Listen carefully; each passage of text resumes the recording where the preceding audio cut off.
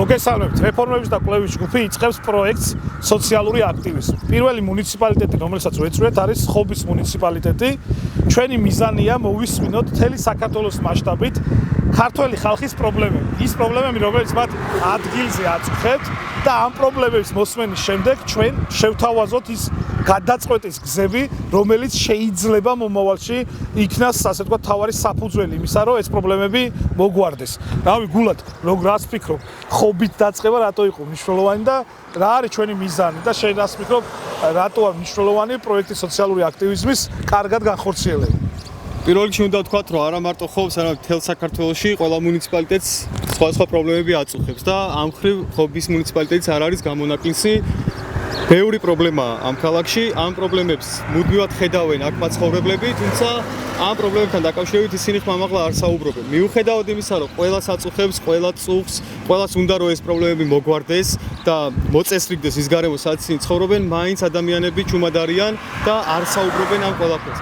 ამ პროექტის განხორციელება ამ მუნიციპალიტეტისთვის მნიშვნელოვანია იმისთვის, რომ ჩვენ ამ ადამიანებს დავანახოთ, თუ რატომ არის მნიშვნელოვანი ხმამაღლა საუბარი ამ პრობლემებზე, რატომ არის მნიშვნელოვანი ადგილობრივი ხელისუფლების შეწუხება იმისთვის, რომ ამ ადამიანებმა მოაგვარონ ამ ხალხის პრობლემები, რადგან ისინი ვალდებულნი არიან ამ ადამიანების წინაშე, რომ მათი პრობლემები მოაგვარონ.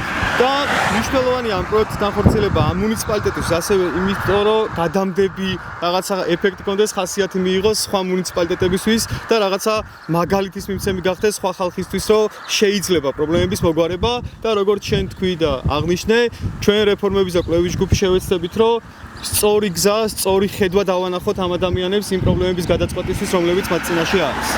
და ზუსტად ეხლა ადგილობრივი ხელისუფლება ვახსენეთ, მეც გულადმაც და მინდა რომ აი ხობის მუნიციპალიტეტის შესასვლელში აი ის მთავარი ბანერი, სადაც ტურისტმა, ვიზიტორმა, სტუმარმა ან მასპინძელმა, რომელიც ხობში ბრუნდება, ნახოს.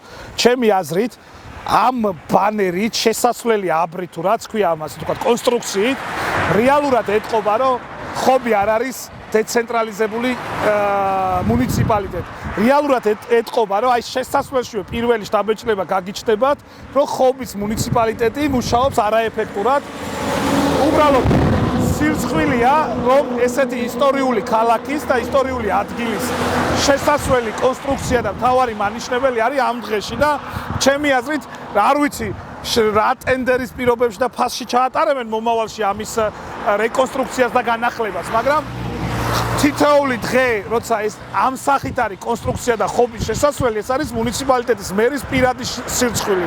მე რო ვიყო მუნიციპალიტეტის მერი, აუცილებლად პირადი თანხით გავაკეთებდი ამას, იმიტომ რომ ეს არის ძალიან უხერხული სიტუაცია და ჩემი აზრით, რავი, რა უნდა ჩდებოდეს, ეხლა მუნიციპალიტეტის ბიუჯეტში ეს სახსრები რო არ არსებობდეს. აქ არის ერთი მნიშვნელოვანი საკითხი, რომ ზუსტად როგორიც არის ეს რაღაც კონსტრუქცია და როგორი იერსახეც აქვს. სამწუხაროდ ქალაქის ცენტრი, სოფლები, ზუსტად სამწუხაროდ იგივე იერსახეს არის შიგნით ქალაქშიც ყველაფერი. და ზუსტად ასახავს იმ ყველაფერს, რაც ქალაქში ხდება.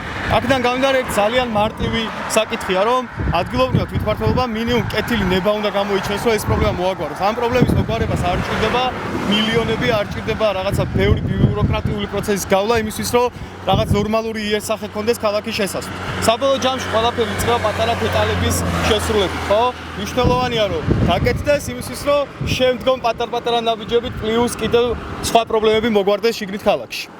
რავი, ჩვენ ხობით არ ვასრულებთ, პირიქით ხობით ვიწყებთ და თელ საქართველოში მივართ ყველა მუნიციპალიტეტში, ყველა სოფელში, სადაც ადამიანები გამოთქვამენ სურვილს, რომ შეგვხვდნენ და მოვისმინოთ მათი პრობლემები. დღეს არ არის იმის რომ თბილისიდან, ცენტრიდან მიუთითონ ადამიანებს ადგილზე რა პრობლემა აქვს. პირიქით, ადგილზე უნდა მოვისმინოთ ადგილობრივი მოქალაქეების პრობლემები და ასევე მათგანაც უნდა მოვისმინოთ ამ პრობლემების გადაჭრის შესაძლო გზები.